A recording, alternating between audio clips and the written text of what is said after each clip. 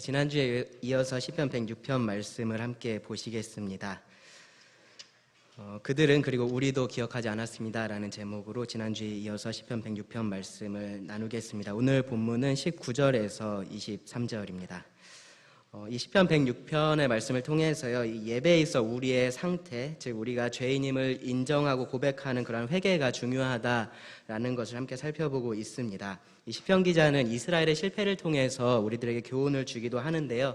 그런데 궁극적으로는 그런 실패의 역사가 곧 자신을 비롯한 모든 이스라엘, 그 이스라엘 자손들의 실패이기도 하다라는 것을 인정을 하면서요, 그런 사람들을 하나님께서 어떻게 대하셨는지를 계속해서 언급을 하고 그러한 하나님에 집중을 합니다. 그리고 결국 이런 죄에 대한 고백의 과정들을 통해서 하나님을 예배하는 시편이 바로 시편 106편이라고 말씀을 드렸습니다.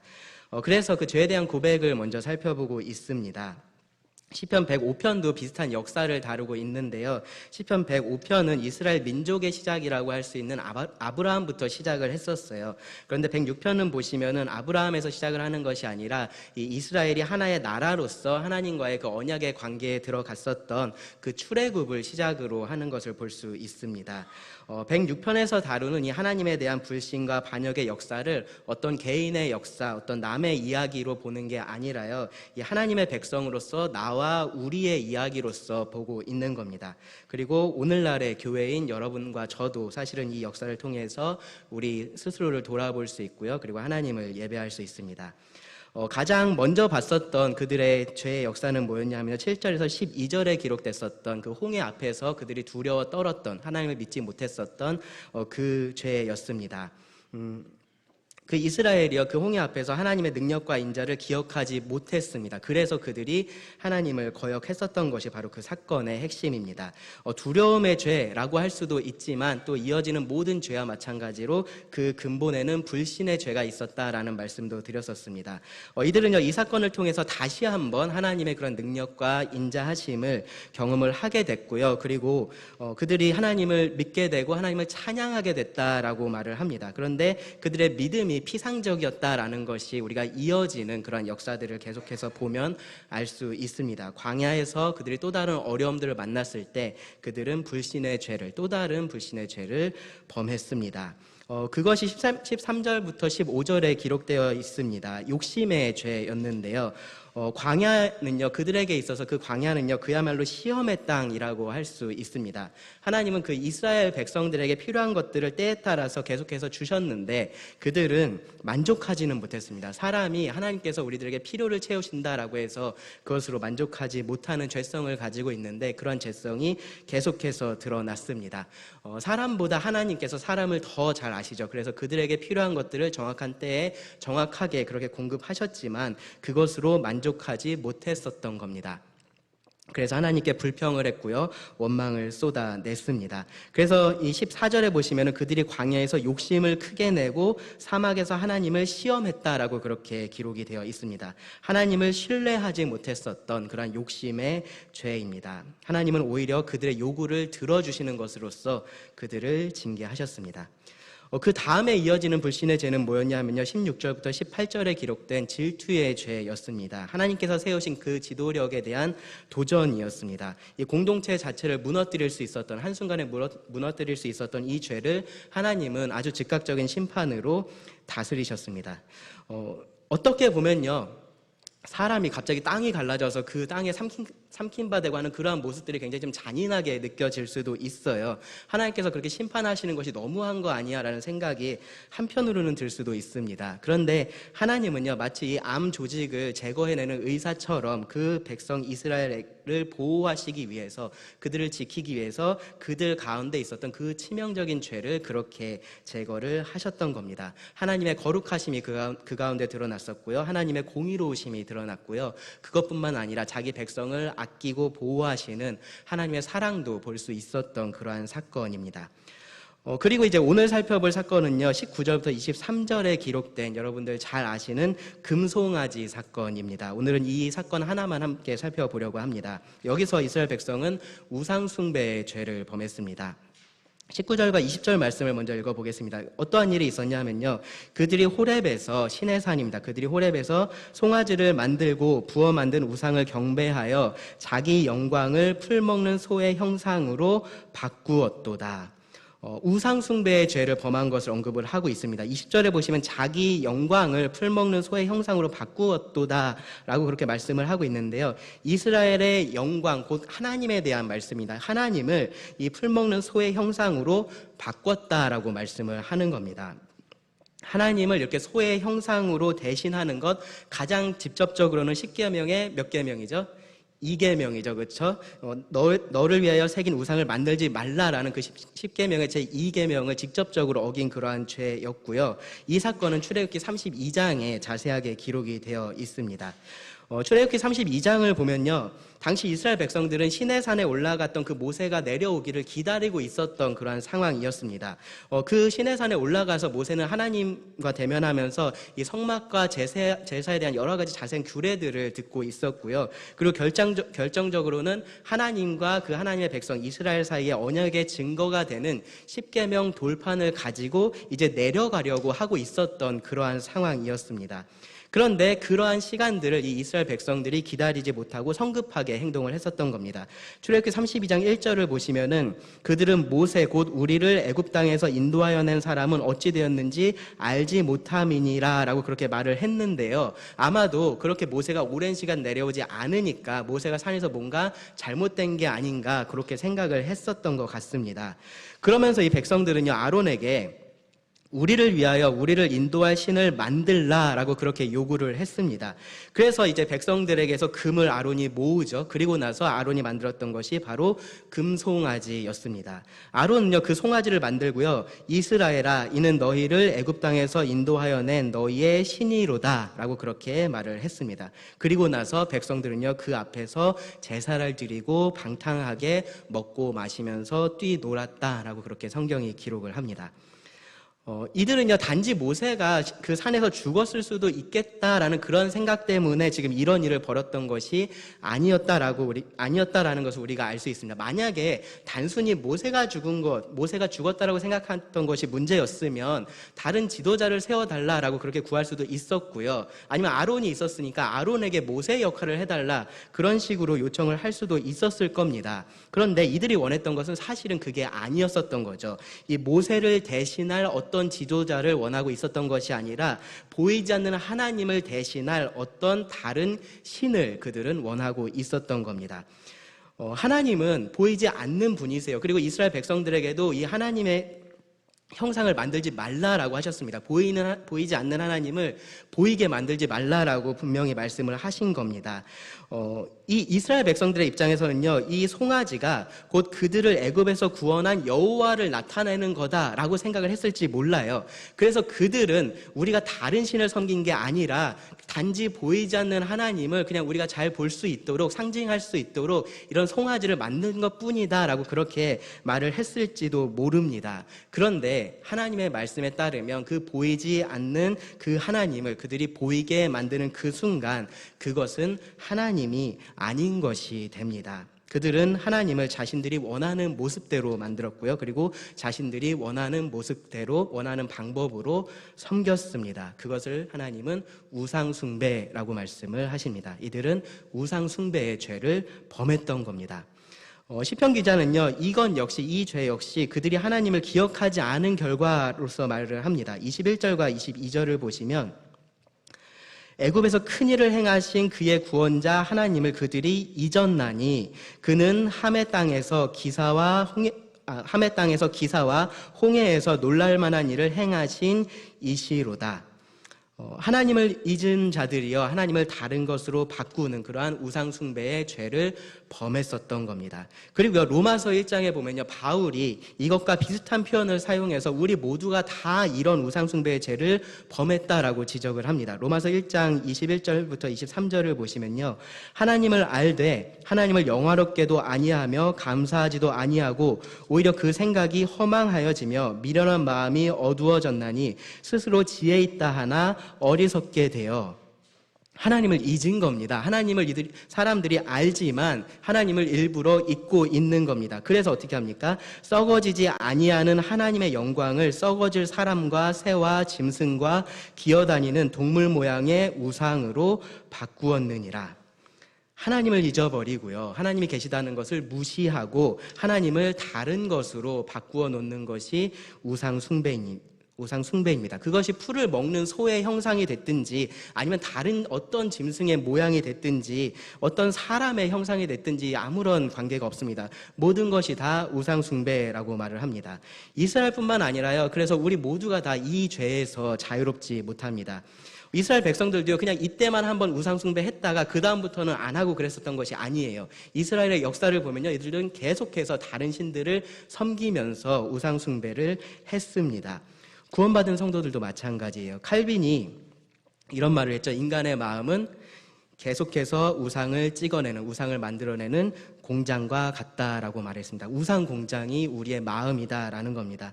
사실 그런 말을 듣지 않더라도, 생각하지 않더라도 우리가 이 사실을 부인할 수 없습니다. 우리 마음을 우리가 가장 잘 알기 때문에 그렇습니다. 우리는 계속해서 하나님을 다른 것과 바꾸고 있습니다.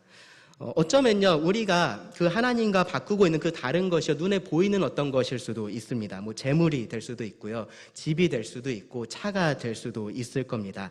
어떤 사람이 나에게 있어서는 그런 하나님의 자리에 있을 수도 있습니다. 뭐 유명인이나 스타를 좋아하는 것, 그러한 것 자체가 죄라고 말할 수는 없습니다. 그런데 그러한 것이 어느 순간에는 우상 숭배가 될 수도 있습니다. 사실 오늘날의 많은 우상들은요, 눈에 보이지 않는 우상들입니다. 남에게 인정받고 싶은 마음이 우리 안에 있고요, 칭찬받고 싶은 마음이 있고요, 사랑받고 싶은 마음이 있습니다. 내가 원하는 행복을 가지고 싶은 그러한 마음이 우리들에게 있습니다. 그러한 것들이 우리가 눈치채기 전에 어느 순간 우리 마음에 우상이 되어 있는 경우들이 많이 있습니다. 어쩌면요, 하나님하고 관계되어 있는 어떤 것이 우리의 우상이 될 수도 있습니다. 십자가나 예배당이 우상이 되어 있는 경우들이 있습니다. 성경책이 우상처럼 되어 있는 사람들도 있습니다. 교회 목사들을 우상처럼 섬기는 그러한 사람들도 있습니다. 어떤 다른 성도를 우상으로 만들어 놓은 사람들도 있습니다. 교회에서 하는 일들, 그러한 사역들, 봉사의 일들을 우상으로 만드는 사람들도 있습니다. 우리는 우상이라고 생각하지 않는 그러한 것들이요, 실제로는 하나님께서 보실 때 우상인 경우들이 많이 있다라는 거예요. 내가 그것이 아무리 아니라고 말해도 그것이 이미 내 마음 가운데 하나님의 자리를 차지하고 있다면 그것은 하나님께서 보시기에 우상인 겁니다. 하나님을 하나님의 자리에서 밀어내면요, 우리는 계속해서 그 자리에 다른 것들을 바꿔서 채워 놓습니다. 계속해서 그렇게 하는 겁니다. 굳이 하나만 그 자리에 있는 것도 아니에요. 여러 우상을 동시에 그렇게 우리가 섬기기도 하고요, 그 우상이 꼭 하나가 계속 이어질 필요도 없습니다. 언제는 이것을 섬겼다가 다른 때가 되면 또 다른 것을 섬기고 그렇게도 하는 겁니다. 그게 우상 숭배의 진짜 좋은 점입니다. 내가 원하는 대로 할 수 있다라는 것, 하나님께서 원하시는 대로 내가 사는 게 아니라 내가 원하는 대로 무엇이든지 그냥 나의 주인으로 삼고 그렇게 살아갈 수 있다라는 것, 그것이 우상 숭배의 가장 좋은 점입니다. 그래서 우리는 그런 우상 숭배를 벗어나지를 못합니다. 물론 그렇게 스스로 만든 우상에게 결국은 내가 끌려다닌다라는 것도 깨닫지 못하면서 그렇게 우상을 섬깁니다. 여전히 이것이 나의 선택이라고 생각을 하면서 우상 숭배를 하는 겁니다. 그런 것이 우리들에게 다 있습니다. 너무나 흔하게 있습니다. 그래서 우리는 그것이 심각하다라는 그 심각성도 느끼지 못할 때가 많이 있습니다. 그런데 하나님은요, 이 우상 숭배를 아주 심각한 죄로 보십니다. 이것을 아주 심각한 영적인 간음의 문제로 보십니다. 왜 그러냐면요, 하나님과 그 백성 사이의 언약이라는 것은 서로만 사랑하겠다라는 그러한 언약이기 때문에 그렇습니다. 그렇기 때문에 다른 신을 섬긴다라는 것은요, 자기 배우자를 놔두고 그 자리에 다른 사람을 두고서 그 사람으로 인해서 내가 기뻐하고 그 사람으로 인해서 내가 만족하고 하는 것과 전혀 다르지가 않은 겁니다. 그래서 하나님은 그것을 영적인 간음으로 보십니다. 여러분, 부부 사이를 생각을 해보세요. 부부 사이에 그것보다 더 심각한 죄가 없습니다. 어쩌면 다른 죄들은요, 뭐 관계에 조금씩의 문제를 가져오기는 하지만 그냥 어느 정도 우리가 넘어갈 수 있는 죄들도 사실은 있습니다. 그런데 이 간음의 죄는요, 그 관계 자체를 무너뜨리는 것이기 때문에 정말로 그 관계에 있어서 심각한 문제를 가져옵니다. 그래서 이 죄에 대해서 하나님은 진노하셨고요. 그로 인해서 이스라엘을 멸하려고 하셨습니다. 23절 초반부를 보시면요. 그러므로 여호와께서 그들을 멸하리라 하셨으나, 하나님께서 그들을 멸하겠다라고 하셨습니다. 마땅한 결과예요. 부정을 저지른 배우자의 관계를 끊는 것은요, 당연한 일이지 그것이 잔인한 일이 아닙니다. 어떻게 그럴 수 있어? 그렇게 할 수 있는 문제가 아닌 거예요. 당연히 그렇게 할 수 있는 겁니다. 더구나 나는 최선을 다해서 그 사람을 사랑했다면 더더욱이나 그렇습니다. 나는 그 언약을 지키기 위해서 최선의 노력을 다해왔는데 상대방이 그것을 아무렇지 않게 무시하고 그 언약을 깨뜨렸다면 그 언약은 더 이상 지키지 않는 것이 오히려 더 좋은 선택일 겁니다. 하나님께서 이스라엘에게 그동안 이 언약에 따라서 하셨던, 이 언약을 그들에게 주기 위해서 하셨던 그 모든 일들을 여러분 한번 생각을 해 보시기 바랍니다. 21절 말씀처럼요, 하나님은 그들에게 정말로 큰 일을 행하셨습니다. 그리고 22절처럼 기사와 놀랄만한 일을 행하셨습니다. 그들의 구원자가 바로 나 하나님이라고 그들에게 아주 분명하게 드러내 주셨습니다. 다른 어떤 구원자도 없다라는 것을 그들에게 선명하게 보여주셨습니다. 그것을 그냥 하나님만 그렇게 보여주고 이스라엘은 깨닫지 못하고 그랬었던 것도 아니에요. 이스라엘 백성들이 홍해를 건너고 나서 그들이 하나님을 찬양하면서 뭐라고 했었냐 하면은 출애굽기 15장 11절을 보면은 신중에 주와 같은 자가 누구니까 라고 했습니다. 하나님과 같은 자가 없다라는 겁니다. 그들도 알았던 겁니다. 하나님만이 그들의 구원자가 될 수 있고 이 하나님만이 참된 신이다라는 것을 그들이 알 수 있었던 겁니다. 누군가를 믿어야 한다면 하나님을 믿는 것이 최선인 거고요. 누구를 섬기고 따른다면 그 하나님을 섬기고 따르는 것이 그들에게 있어서 가장 좋은 것이다라는 것을 그들이 알 수 있도록 하나님은 분명하게 보여주셨다라는 거예요. 하나님은 그들의 사랑을 받을 만한, 그들의 섬김을 받을 만한 자격이 있다라는 것을 충분히 자기 백성들에게 증명해 내셨습니다. 그럼 애굽을 나오고 나서는 내가 옛날에 이렇게 해줬으니까 그냥 너희들 이제는 내가 뭐라 어떻게 하든지 상관없이 계속해서 그냥 잘 따라야 돼 라고만 그렇게 하셨을까요? 그러지도 않습니다. 하나님은요, 그 후로도 계속해서 이스라엘에게 놀라운 일들을 행하셨습니다. 광야에서 그 많은 사람들을 매일매일 먹이셨어요. 그들이 필요한 물들을요, 기적적으로 그들에게 베풀어 주셨습니다. 하나님께서 백성들에게 한 달 동안 고기를 줘서 먹게 하겠다라고 했을 때 모세가 뭐라고 반응했는지 여러분 기억나십니까? 그들을 위해서 양떼와 소떼를 잡은들 조카하며 바다의 모든 고기를 모은들 조카오리까 라고 그렇게 반문을 했었습니다. 그것에 대해서 하나님이 뭐라고 답하셨는지 아십니까? 여호와의 손이 짧으냐, 여호와의 손이 짧으냐라고 하나님께서 말씀하셨습니다. 여호와의 손은요, 여호와의 능력을 의미를 합니다. 그래서 이 홍해를 건넌 직후에요, 모세와 이스라엘 백성들이 하나님을 찬양하면서 그 여호와의 손에 대해서 언급을 하는 것을 볼 수 있어요. 출애굽기 15장 6절을 보시면요, 여호와여 주의 오른손이 권능으로 영광을 나타내시니이다. 여호와여 주의 오른손이 원수를 부수시니이다. 출애굽기 15장 12절은요, 주께서 오른손을 드신즉 땅이 그들을 삼켰나이다. 그러니까요, 이 모세에게 여호와의 손이 짧으냐라고 하나님께서 물어보신 것은요, 결국은요, 이 모든 일들, 하나님께서 행하셨던 그 능력으로 행하셨던 그 손으로 행하셨던 그 모든 일들을 지금 네가 다 잊어버린 거냐라고 모세를 책망을 하신 겁니다. 모세는 그 하나님을 기억했었어야 됐고요, 이스라엘도 마찬가지였습니다. 하나님은 그들에게 계속해서 신실하게 행하셨던 겁니다. 애굽에서 놀라운 일을 행하셨던 그 하나님이요, 광야에서도 동일하게 그런 일들을 계속해서 행하셨습니다. 그런데 이스라엘은 그런 일들을 잊은 거고요, 그리고 하나님을 잊은 겁니다. 그리고 그 하나님을 다른 것으로 바꾸고 싶어 했었던 겁니다. 모세가 40일이나 내려오지 않았으니까 그 40일이면 그런 것들을 잊기에 충분했을까요? 그렇다고 말하기 어렵습니다. 이 하나님을 풀먹는 소의 형상으로 바꾼 이 죄에 대해서는요, 그 어떤 핑계나 변명도 통할 수가 없습니다. 그들이 멸하는 것은요, 너무나 당연한 결과였고요, 마찬가지로 오늘날의 우상을 섬기고 있는 모든 자들의 운명이 그렇다라는 것도 너무나 당연한 결과입니다. 로마서 1장 20절은요. 그래서 우리에게 핑계할 수 없다라고 분명하게 말씀을 합니다. 그게 당연하다라는 거예요. 근데 하나님께서 그 당연한 결과를 그들에게 주지 않으셨습니다. 그들에게 한 번의 기회를 더 주십니다. 바로 하나님께서 세우신 중보자를 통해서 그렇게 하셨습니다. 시편 106편 23절의 뒷부분을 보시면요. 그가 택하신 모세가 그 어려움 가운데서 그의 앞에 서서 그의 노를 돌이켜 멸하시지 아니하게 하였도다. 여기 조금 일반적이지 않은 표현이 하나 있습니다. 모세가 그 어려움 가운데에서 그의 앞에 섰다라고 말을 합니다. 우리는 출애굽기를 통해서 이미 이 사건에 대해서 알고 있습니다. 그래서 이게 정확하게 뭔지 몰라도 모세가 하나님과 백성들 사이에서 뭔가 중보자의 역할을 했던 그거 얘기하는구나 라고 그렇게 생각을 하게 되는데요. 그런데 시편 기자는요, 사실은 물론 그것을 여기서 염두에 두고 있었겠지만 그것을 조금 더 아주 극적으로 표현을 하고 있습니다. 여기 보면요, 그 어려움이라는 표현이 나와요. 어려움. 근데 이 어려움의 본래 의미가 틈입니다. 틈. 그래서 현대어 성경을 보면요, 모세가 주님과 주님 백성이 틈 벌어졌을 때라고 그렇게 번역을 했고요. 새 번역은요, 조금 더 단순하게 이렇게 했는데 모세가 주님 앞에 나아가 그 갈라진 틈에 서서 그렇게 번역을 했습니다. 킹제임스 성경도 비슷하게 그렇게 번역을 했습니다. 이 번역들을 보면요, 아마도 여기서 말하는 이 틈을 하나님과 백성 사이에 있는 그 틈으로 이해를 했었던 것 같아요.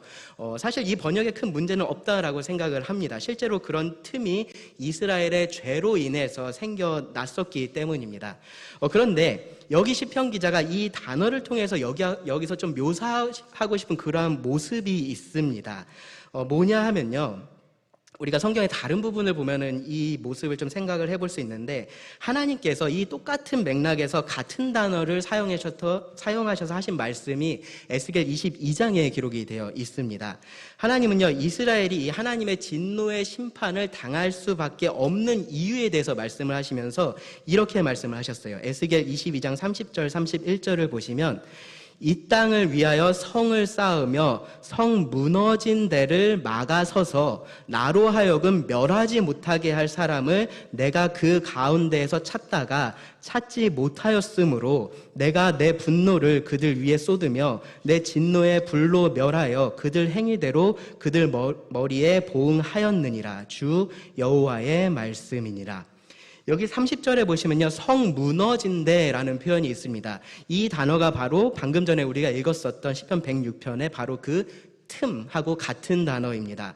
그러니까요, 지금 여기 말씀을 보시면요, 이 두 대상 사이의 어떠한 사이, 거리를 지금 말하고 있는 게 아니라요, 이 벽, 그 사이를 막고 있는 그 벽의 어떠한 구멍이라고 우리가 생각을 할 수 있는 겁니다. 성에 무너진 곳, 원래는 잊지 말아야 할 그러한 구멍이 있는 것에 대해서 지금 말을 하고 있는 겁니다.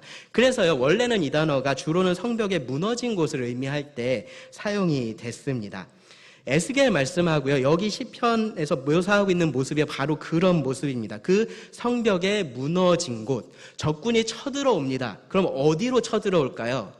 성벽의 무너진 곳으로 쳐들어옵니다. 그곳을 막아서는 사람이 하나님은 에스겔서에서 없다라고 말씀을 하세요. 성벽으로 무언가가 쳐들어올 때 그것을 막아서는 용사가 거기에 없었다라고 하나님 말씀을 하시는 겁니다. 적의 공격을 막기 위해서 목숨을 걸고 죽음을 각오하고 그 성벽의 틈을 막고 성을 지키고 있는 용사에 대해서 말을 하는 겁니다.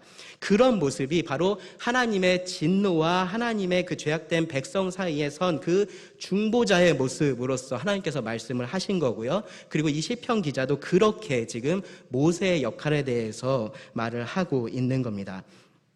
하나님은 이스라엘에 그렇게 중보하는 사람이 없었기 때문에 이 하나님의 진노에 대해서 이 죄악된 백성을 그 앞에서 중보할 그러한 사람이 없었기 때문에 그들이 진노를 당했다라고 말씀을 하신 거고요. 시편 기자는 모세가 그러한 역할을 해서 당시에 이스라엘이 멸망당하지 않았다라고 그렇게 말을 하는 겁니다. 다시 출애굽기 32장의 상황을 보면은 이렇습니다. 하나님은 우상 숭배한 이스라엘 백성을 멸하겠다라고 하셨고요. 모세에게 너를 통해서 큰 나라를 만들겠다라고 그렇게 말씀을 하셨습니다. 모세 입장에서 손해볼 것이 전혀 없는 그러한 말씀이에요. 근데 모세는 하나님께 이렇게 답했습니다. 출애굽기 32장 11절부터 13절을 보시면요. 모세가 그의 하나님 여호와께 구하여 이르되 여호와여 어찌하여 그 큰 권능과 강한 손으로 애굽 땅에서 인도하여 내신 주의 백성에게 진노하시나이까. 어찌하여 애굽 사람들이 이르기를 여호와가 자기의 백성을 산에서 죽이고 지면에서 진멸하려는 악한 의도로 인도해 내었다고 말하게 하시려 하나이까. 주의 맹렬한 노를 그치시고 뜻을 돌이키사 주의 백성에게 이 화를 내리지 마옵소서. 주의 종 아브라함과 이삭과 이스라엘을 기억하소서. 주께서 그들을 위하여 주를 가리켜 맹세하여 이르시기를 내가 너희의 자손을 하늘의 별처럼 많게 하고 내가 허락한 이 온 땅을 너희의 자손에게 주어 영원한 기업이 되게 하리라 하셨나이다. 이 모세의 중보의 기도에는 두 가지 근거가 있습니다. 하나는 하나님의 언약입니다. 하나님께서 주신 언약. 그리고 다른 하나는 뭐냐 하면요, 하나님의 명성입니다. 자기 이름을 위해서 일하시는 그 하나님, 그리고 언약을 지키시는 그 하나님을 알기 때문에 모세가 이렇게 기도를 할 수 있었던 겁니다. 그리고 하나님은 그 기도를 들으셨고요, 백성들을 멸하지 않았습니다. 이 모습이요, 어떻게 보면 하나님이 뭔가 되게 폭군처럼 그렇게 묘사가 된 것처럼 느껴지실 수도 있습니다. 하나님이 그렇게 폭주하려고 하는 것을 이 모세라는 사람이 겨우겨우 하나님을 진정시킨 것처럼 그렇게 보일 수도 있습니다. 그런데 그렇지 않습니다. 먼저는요, 앞서서 말씀을 드렸었던 것처럼 이 우상숭배의 죄에 대한 하나님의 진노는 정당한 진노입니다. 하나님의 심판은 의로운 심판입니다. 그들은 마땅히 심판받아 마땅한 죄를 하나님 앞에서 저질렀던 겁니다. 다만 중보자가 거기서 역할을 했었던 겁니다. 모세가 그렇게 이스라엘과 하나님 사이에 중보자가 되었던 것뿐입니다. 여기서 중요한 거는요, 모세가 아니라 사실은 하나님입니다. 사실 모세의 기도가 있었다고 해도요, 하나님께서 정말로 원하셨다면, 그것이 하나님의 의를 이루는 일이었다면 하나님은 이스라엘을 멸하셨을 겁니다. 그들이 죄를 범했고요, 하나님의 심판은 정당한 것이 되기 때문에 그렇습니다. 하나님의 언약은요, 이스라엘이 먼저 깨뜨렸잖아요. 그러니까 하나님 입장에서 그것을 굳이 계속해서 지켜가야 할 의무가, 하나님께 법적인 의무가 남아있지 않았습니다. 하나님의 명성에 대한 부분도 생각해 보세요. 모세의 말처럼 하나님께서 이 이스라엘을 멸하신 것을 두고 다른 나라, 특별히 애굽이 이 하나님에 대해서 좋지 않게 이야기할 수도 있겠죠, 그렇죠? 근데 그것은 그들의 편협한 생각일 뿐이지 정말로 하나님의 명성에, 하나님의 어떠하심에 문제가 생기는 그러한 일은 아닙니다. 하나님은 공의롭게 행하신 것이기 때문입니다. 그러니까요, 23절 말씀은요, 이스라엘의 죄로 인해서 하나님은 그들을 멸하고 싶은 그러한 마음밖에 없었는데 모세 때문에 어쩔 수 없이 그들을 멸하지 못하셨다라고 말을 하고 있는 게 아닌 거예요. 그래서 모세에 대해서 뭐라고 여기서 말씀을 합니까? 그가 택하신 모세입니다. 하나님께서 택하신 모세인 겁니다. 하나님께서 모세를 택하셨고요, 그리고 그 모세를 통해서 하나님의 오래 참으심을, 하나님의 인내하심을, 인자하심을, 그 은혜를 그 백성들에게 베풀어 주셨던 겁니다. 이것이 이스라엘의 우상숭배의 죄가 드러냈었던 하나님의 영광입니다. 하나님은 이 하나님을 잊은 백성을 기억하셨고요, 오래 참으시는 분이심을 나타내셨습니다. 우리가 이 사건을 통해서 볼 수 있는 것들이 이러한 것들입니다. 자, 그러면 이제 우리에 대해서 생각을 해볼게요. 말씀드린 것처럼요, 우리도 이스라엘처럼 이 우상숭배의 죄를 범했습니다. 그 말은요, 우리도 하나님의 진노의 심판을 받아서 마땅하다라는 말입니다. 어떤 이유로든 그 심판을 피할 수는 없습니다. 로마서 1장 18절이 그래서 이렇게 말씀을 합니다. 하나님의 진노가 불의로 진리를 막는 사람들의 모든 경건하지 않음과 불의에 대하여 하늘로부터 나타나나니. 다른 사람의 죄를 판단하는 사람들에 대해서는요, 성경이 이렇게 말을 합니다. 로마서 2장 3절부터 5절을 보시면, 이런 일을 행하는 자를 판단하고도 같은 일을 행하는 사람아, 네가 하나님의 심판을 피할 줄로 생각하느냐? 혹 네가 하나님의 인자하심이 너를 인도하여 회개하게 하심을 알지 못하여 그의 인자하심과 용납하심과 길이 참으심이 풍성함을 멸시하느냐? 다만 너의 고집과 회개하지 아니하는 마음을 따라 진노의 날, 곧 하나님의 의로우신 심판이 나타나는 그날에 임할 진노를 너에게 쌓는도다. 이것이 다 우리가 하고 있는 일이라는 겁니다. 하나님의 진노를 지금 우리가 쌓아가고 있습니다. 그래서 이 모든 사람들에 대한 성경의 결론은 이래요. 로마서 3장 19절을 보시면요, 우리가 알거니와 무릇 율법이 말하는 바 율법 아래에 있는 자에게 말하는 것이니 이는 모든 입을 막고 온 세상으로 하나님의 심판 아래 있게 하려 함이라. 하나님 앞에서 어떤 사람도 나는 우상 숭배를 하지 않았습니다 라고 말을 할 수 없다라는 겁니다. 모두가 다 하나님을 다른 무엇과 바꾸는 그러한 심각한 영적인 간음의 죄를 범했습니다. 그래서 모두가 하나님의 진노의 심판 아래에 있습니다. 모두가 다 멸망할 수밖에 없는 그러한 운명을 가지고 이 땅에 태어난다라는 겁니다. 바울은요, 이스라엘 민족이 그런 상태에 있는 것을 보고요, 근심하고 고통스러워하면서 이렇게 말을 했어요. 로마서 9장 3절을 보시면 나의 형제 곧 고륙의 친척을 위하여 내 자신이 저주를 받아 그리스도에게서 끊어질지라도 원하는 바로라. 자기가 저주를 받아서 그리스도에게서 끊어져서 하나님의 심판을 받게 되더라도 이 이스라엘 민족이 자신의 고륙의 친척들이 구원을 받았으면 좋겠다라고 말을 하고 있는 겁니다. 그런데요, 아무리 이런 바울이라고 해도, 아무리 이렇게 간절히 원한다라고 해도 단 한 사람도 하나님의 진노에서 그를 건져낼 수는 없습니다. 왜 그렇습니까? 그 자신도 똑같은 죄인이기 때문에 그렇습니다. 누가 그러면 그렇게 할 수 있습니까? 오직 하나님께서 선택한 메시아가 그렇게 할 수 있는 겁니다. 하나님께서 세우신 하나님과 사람 사이의 유일한 중보자 예수 그리스도만이 이 하나님의 진노 아래에 있는 자들을 구원해낼 수 있습니다. 로마서 3장 25절부터 26절을 보면 이렇게 말씀을 합니다. 이 예수를 하나님이 그의 피로써 믿음으로 말미암는 화목 제물로 세우셨으니 이는 하나님께서 길이 참으시는 중에 전에 지은 죄를 간과하심으로 자기의 의로우심을 나타내려 하심이니 곧 이때에 자기의 의로우심을 나타내사 자기도 의로우시며 또한 예수 믿는 자를 의롭다 하려 하심이라. 로마서 5장 10절을 보시면요, 곧 우리가 원수 되었을 때 그의 아들의 죽으심으로 말미암아 하나님과 화목하게 되었은즉, 예수님이 하나님과 우리 사이에 화목 제물이 되어주셨어요. 하나님과 우리를 화목하게 하셨습니다. 하나님과 원수 되어서 하나님과 전쟁하고 있었던 그러한 우리들을요, 예수님께서 하나님과 평화협정을 맺게 하신 겁니다. 화목하게 하여 주신 겁니다. 이런 예수님을요, 히브리서의 저자는 뭐라고 표현을 했냐면요, 히브리서 2장 10절을 보시면 구원의 창시자라고 표현을 했어요. 제가 이 부분에 대해서 청년의 시간에 한번 얘기를 했었는데요, 구원의 창시자라고 말을 하면 뭔가 그냥 없는 거를 뭔가 만들어낸 그러한 사람처럼 그렇게 생각이 드는데요, 사실은 이 단어가 강조하고 있는 것은 그런 부분이 아닙니다.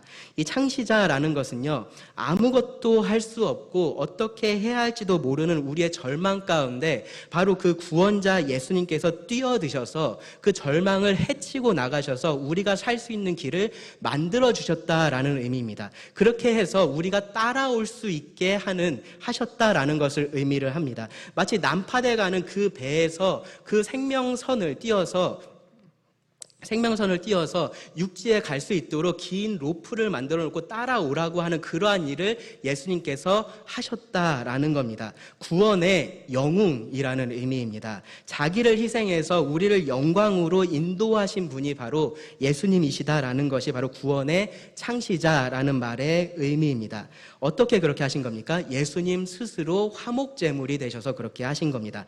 하나님의 진노를 우리를 대신해서 받으셔서 그렇게 한 겁니다. 그냥 멀리서 그냥 구명조끼 하나 던져놓고 살아봐 그렇게 하신 것이 아니라요, 우리가 있는 그 절망 가운데로 예수님께서 뛰어들어서 우리를 건져내신 겁니다. 예수님은요, 이 진노의 심판이 우리에게 떨어질 그 모든 틈을 그 몸으로 완벽하게 틀어 막으셨다라는 겁니다. 이것이 우리가 하나님의 심판, 그 하나님의 진노를 피할 수 있는 유일한 이유입니다. 이 예수님을 믿는 자만이 하나님과 화목할 수 있습니다. 우리가 착각하는 게 있어요. 우리는 최선을 다했는데 하나님의 영광에 이르지 못한 것처럼 우리는 가끔 생각합니다. 그런데 그렇지 않아요. 우리는 최선을 다했는데 그럼에도 불구하고 하나님의 영광에 이르지 못하는 것이 아닙니다. 여기 이스라엘 백성들하고 똑같이요, 우리는 하나님을 잊어버리고요, 하나님을 무시하고 하나님을 다른 것과 바꾼 사람들입니다. 우리가 그런 우상 숭배자라는 겁니다. 그런 우상 숭배자임을 스스로 인정을 하고요. 하나님 앞에 그 사실을 고백해야 됩니다. 그렇게 할 때 우리가 하나님의 의로우심을 드러낼 수가 있습니다. 그리고 그런 나를 하나님께서 즉시 멸하지 않으셨다라는 그 사실을 통해서요, 하나님의 인자하심을 드러냅니다. 하나님의 용납하심을 드러냅니다. 하나님의 오래 참으심을 드러냅니다. 그리고 끝으로 그런 나를 온전한 중보자를 통해서 하나님께서 세우신 그 온전한 중보자를 통해서 하나님의 풍성한 은혜와 사랑 가운데 우리를 이끄셨다라는 사실을 드러내게 됩니다. 로마서 5장 8절과 9절은 이렇게 말씀합니다. 우리가 아직 죄인 되었을 때 그리스도께서 우리를 위하여 죽으심으로 하나님께서 우리에 대한 자기의 사랑을 확증하셨느니라. 그러면 이제 우리가 그의 피로 말미암아 의롭다 하심을 받았으니 더욱 그로 말미암아 진노하심에서 구원을 받을 것이니. 이스라엘의 우상 숭배의 죄를 보면서요, 우리도 같은 죄를 범했다라는 것을 꼭 기억을 해야 됩니다. 그리고 그들에게 모세를 통해서 은혜를 베푸셨던 그 하나님께서 우리에게는 예수 그리스도를 통해서 은혜를 베푸셨다. 훨씬 더 큰 은혜를 베풀어 주셨음을 기억을 해야 됩니다. 그리고 그 하나님을 우리가 예배해야 됩니다. 기도하고 말씀을 마치겠습니다.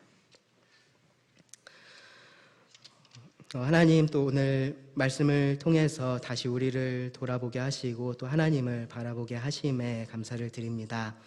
하나님, 우리가 하나님을 다른 피조물과 바꾼 우상 숭배자들입니다. 하나님의 의로운 진노를 피할 수 없는 자들입니다. 그렇게 하나님과 원수된 우리에 대해서 하나님은 오래 참아주셨고 예수님을 보내셔서 우리를 하나님과 화목하게 하여 주셨습니다. 하나님이 우리를 심판하기 원하시는 것이 아니라 우리를 구원하시고 우리와 함께하기 원하심을 그 예수님을 통하여서 확증해 주셨습니다. 하나님, 이 사랑에 감사를 드립니다. 또 이 사랑을 기억하며 또 우리의 죄가 얼마나 추한 것인지 또 다시 한번 깨닫게 됩니다. 우리가 하나님의 백성으로서 하나님을 잊지 않고 하나님께서 우리에게 주신 그 사랑을 기억하며 살아갈 수 있게 하여 주시기를 구합니다. 들은 모든 말씀을 주님께 의탁드리오며 예수님의 이름으로 기도합니다.